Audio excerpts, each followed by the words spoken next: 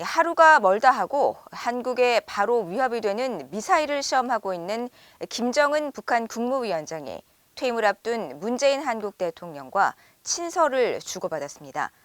매우 기만적이라는 비판이 나오는데 추가 도발에 대한 명분을 쌓으면서 한국 윤석열 새 정부의 대북 강경책을 견제하려는 의도란 분석이 나옵니다.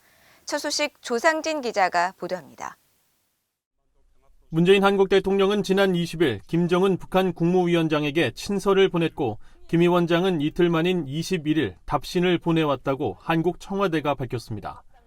박경미 청와대 대변인은 22일 이 같은 친서 교환 사실을 알리면서 문 대통령은 대화로 대결의 시대를 넘어야 한다며 미북 대화가 조속히 재개되길 희망한다고 밝혔고 김 위원장은 답신에서 문 대통령과의 남북 정상선언들에 대해 긍정적으로 평가하며 지울 수 없는 성과라고 밝혔다고 전했습니다.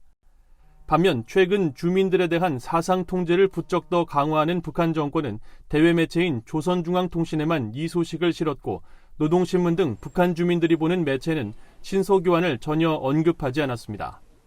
김영석 전 한국통일부 차관은 김 위원장이 친서를 통해 평화 제스처를 취한 것은 추가 도발을 정당화하려는 의도로 보인다고 지적했습니다.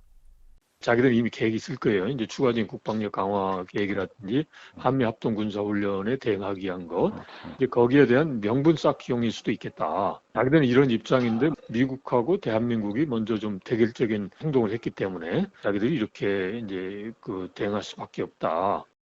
전문가들은 김 위원장이 국방력 강화는 미국의 위협에 대응한 자위권 목적으로 남북 관계에는 부정적 영향을 미치지 않는다는 기존의 기만 전술을 지속하는 것으로 평가했습니다.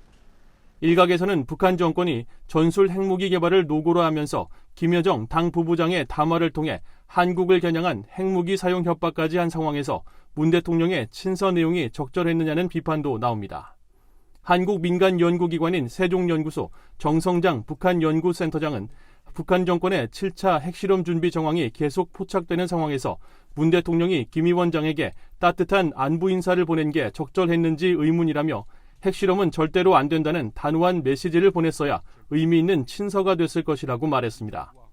김 위원장의 친서에는 윤석열 차기 정부를 향한 간접적인 메시지가 있다는 분석도 나옵니다. 한편으로는 대남 대미 압박을 멈추지 않겠지만 그러나 본인들도 대화 협상을 원한다라는 윤석열 정부와 긴장 국면으로 가고 싶지 않다라는 그런 의중을 내보이는 측면도 있다고 보여지고요. 민간 연구기관인 한국국가전략연구원 문성묵 통일전략센터장도 김 위원장이 문재인 정부보다 강경한 대북 정책이 예상되는 윤석열 정부에 간접적으로 압박과 경고의 메시지를 보낸 것으로 분석했습니다. 하지만 하루가 멀다 하고 한국을 직접적으로 위협하는 미사일을 쏴놓고 문 대통령의 노고를 높이 평가한다는 김정은의 말은 매우 기만적이라며 큰 의미를 부여할 필요가 없다는 평가도 나옵니다. VOA 뉴스 조상진입니다.